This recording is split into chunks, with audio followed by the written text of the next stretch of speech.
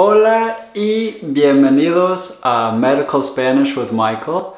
Yo soy Michael, an experienced medical Spanish interpreter and tutor that wants to help you learn medical Spanish. Today we're going to learn phrases like what's the reason for today's visit, phrases for discussing follow-up appointments, and even how to excuse yourself if you're running a little late. So without further ado, empecemos. Let's get started.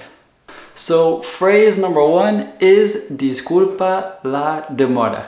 And the verb disculpa means to excuse, and la demora is the delay. So literally, excuse the delay.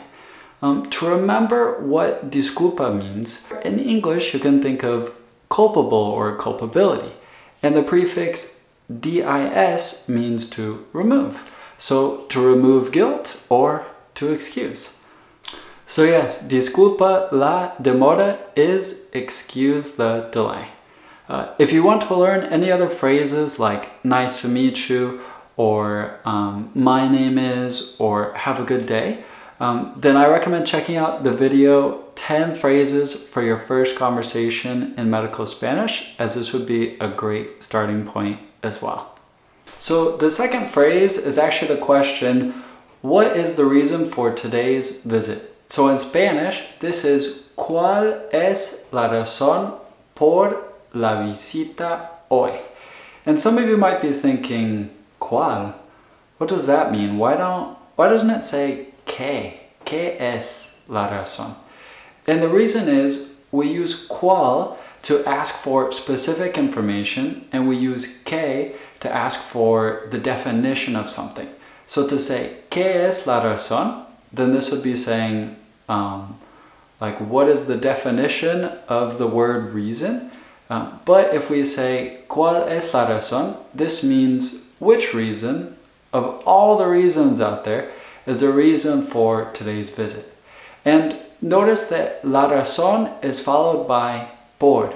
So the reason for, it's never followed by para, always followed by por. And you say the visit today, la visita hoy. And the next phrase is what questions do you have for me? So again, instead of ¿Qué, we're asking for specific questions. So we say ¿Cuáles? And we say ¿Cuáles because we're saying plural questions. ¿Cuáles preguntas tiene usted para mí? Which questions do you have for me? And then if you want to say anything else, then a quick, easy way to do this in Spanish would be saying algo más. So again, what questions do you have for me? This would be ¿Cuáles preguntas tiene usted para mí? And then to say anything else, you say algo más. So we know that sometimes patients have a bunch of reasons for the visit that they want to talk about. But if you want to ask the question of which is the most important, then you can say ¿Cuál es lo más importante? And if you ever see lo más and then an adjective, this means that which is most and then important, for example here. For example, you could also say that which is most dangerous. Dangerous in Spanish is peligroso. So you could say lo más peligroso, the most dangerous thing, or that which is most dangerous. So the fifth phrase we can use for when we want to propose an agenda for the consultation. So the phrase is, I think it's important to talk about ... then about ... So in Spanish, what that would be is creo que, I believe that, or I think that, es importante hablar, that it's important to talk about, hablar de, and then ... For example, we could say hablar de la diabetes, la diabetes. You could say, and then about, y después de, For example, back pain. So to say pain in Spanish, you might know it is el dolor, and then back is espalda. So you would say el dolor de espalda. So putting that all together, we could say, creo que es importante hablar de, for example, la diabetes y después de el dolor de espalda. Excuse me, that would be y después del dolor de espalda. We need to combine DE and EL to del. Del. So your sixth phrase is a question, which is, do you think we've talked about everything? So in Spanish, this would be, ¿cree usted? Do you believe that? ¿Cree usted que hemos hablado de todo? Hemos hablado is we have talked. And then de todo is about everything. ¿Cree usted que hemos hablado de todo? So phrase number 7, we can use when we're coordinating follow-up and treatment plan. So that phrase is, I'm going to prescribe. So starting out with voy a recetarle. Recetar is the verb to prescribe. You can maybe think of like a receipt.